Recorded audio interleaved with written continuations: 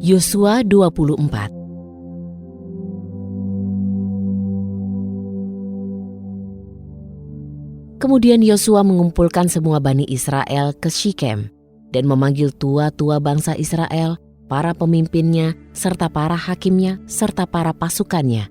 Lalu mereka hadir bersama di hadapan Elohim.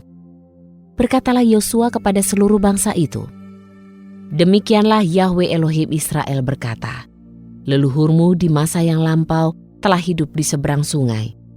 Terah ayah Abraham dan ayah Nahor, dan mereka menyembah ilah-ilah lain. Lalu aku membawa leluhurmu Abraham dari seberang sungai dan membuatnya pergi menjelajahi seluruh tanah Kanaan, serta melipat gandakan keturunannya dan memberikan Ishak kepadanya. Aku telah memberikan Yakub dan Esau kepada Ishak, dan aku telah memberikan pegunungan Seir kepada Esau untuk memilikinya. Tetapi Yakub dan anak-anaknya pergi ke Mesir. Maka aku mengutus Musa dan Harun, lalu aku menulahi Mesir, seperti yang telah aku lakukan di tengah-tengah mereka. Setelah itu aku membawa kamu keluar. Aku membawa leluhurmu keluar dari Mesir, dan kamu berjalan sampai ke laut.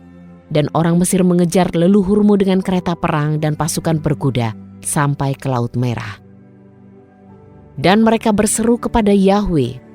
Dia menempatkan kegelapan yang pekat antara kamu dan orang Mesir itu, serta mendatangkan air laut ke atas mereka dan melingkupi mereka.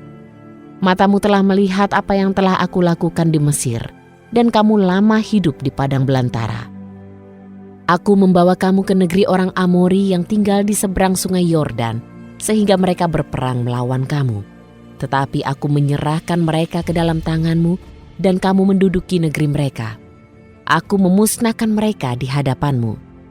Balak, anak Zipor, Raja Moab, bangkit dan berperang melawan Israel. Dan ia mengutus serta memanggil Bileam, anak Beor, untuk menyumpahi kamu.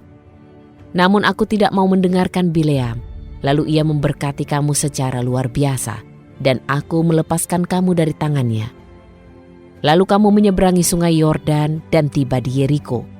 Namun para penguasa Yeriko berperang melawan kamu, orang Amori dan orang Feris, orang Kanaan, orang Het, orang Girgasi, orang Hewi dan orang Yebus.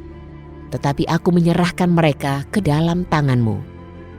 Aku mengirim kegaduhan di barisan depanmu, dan hal itu menghalau mereka keluar dari hadapanmu, yaitu kedua raja orang Amori itu, bukan dengan pedang dan bukan dengan panahmu.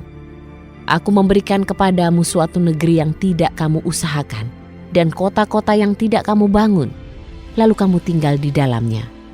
Kamu memakan hasil kebun-kebun anggur dan kebun-kebun zaitun yang tidak kamu tanam. Maka sekarang takutlah akan Yahwe dan beribadahlah kepadanya dalam kesungguhan dan kebenaran, serta berbaliklah dari ilah-ilah yang kepadanya leluhurmu beribadah di seberang sungai dan di Mesir. Beribadahlah kamu kepada Yahwe. Jika menurut pandanganmu itu tidak baik beribadah kepada Yahwe, maka hari ini pilihlah bagimu kepada siapa kamu akan beribadah. Apakah kepada ilah-ilah yang leluhurmu beribadah di seberang sungai, atau kepada ilah-ilah orang Amori yang di dalam negerinya kamu berdiam? Tetapi mengenai aku dan seisi rumahku, kami akan beribadah kepada Yahwe."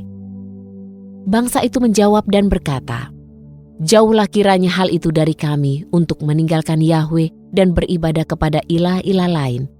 Karena Yahwe Elohim kita adalah Dia yang telah membawa kita dan leluhur kita keluar dari tanah Mesir, keluar dari rumah perbudakan, dan yang telah melakukan tanda-tanda besar itu di depan mata kita, dan yang telah memelihara kita di sepanjang jalan yang telah kita tempuh, serta di antara semua bangsa yang di tengah-tengahnya kita telah melewatinya.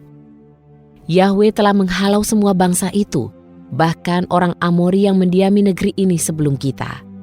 Kami juga akan beribadah kepada Yahwe, karena Dia adalah Elohim kita."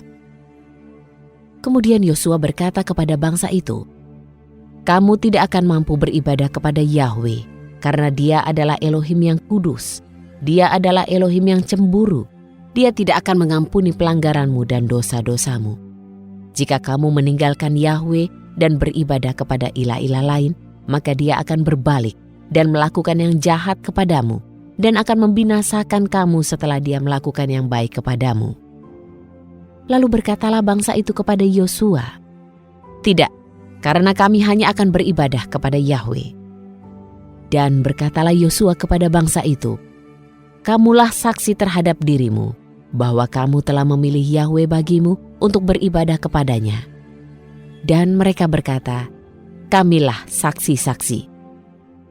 Maka sekarang berbaliklah dari ilah-ilah asing yang ada di tengah-tengah kamu, dan condongkanlah hatimu kepada Yahwe Elohim Israel. Lalu bangsa itu berkata kepada Yosua, "Kami akan beribadah kepada Yahwe Elohim kita, dan kami akan mendengarkan suaranya." Pada hari itu, Yosua membuat suatu perjanjian dengan bangsa itu dan menetapkan bagi mereka sebuah ketetapan, sebuah peraturan di Sikem. Yosua menuliskan kata-kata itu di dalam kitab Taurat Elohim dan mengambil sebuah batu besar serta mendirikannya di sana di bawah pohon ek di dekat mezbah Yahwe. Lalu berkatalah Yosua kepada seluruh bangsa itu, "Lihatlah, batu ini akan menjadi saksi terhadap kita, karena ia telah mendengar semua firman Yahwe yang telah dia ucapkan kepada kita. Batu ini akan menjadi saksi terhadap kamu, agar kamu jangan berdusta melawan Elohimmu." Yosua melepas bangsa itu pergi, masing-masing ke tanah warisannya. Sesudah peristiwa itu, matilah Yosua, anak Nun, hamba Yahwe itu, dalam usia 110 tahun. Mereka menguburkannya di perbatasan tanah warisannya, di Timnat Serah yang terletak di pegunungan Efraim di sebelah utara Bukit Gaas. Orang Israel beribadah kepada Yahwe sepanjang zaman Yosua dan sepanjang zaman para tua-tua yang hidup lebih lama setelah Yosua, dan yang mengetahui segala pekerjaan Yahwe yang telah dia lakukan kepada Israel. Tulang-tulang Yusuf yang telah Bani Israel bawa keluar dari Mesir, mereka kuburkan di Sikem, di bagian tanah yang telah Yakub beli dengan 100 keping perak dari anak-anak Hemor bapa Sikem. Dan itu menjadi warisan bagi suku Yusuf. Eleazar anak Harun pun meninggal, dan mereka menguburkannya di bukit Pinehas anaknya yang telah diberikan kepadanya di gunung Efraim.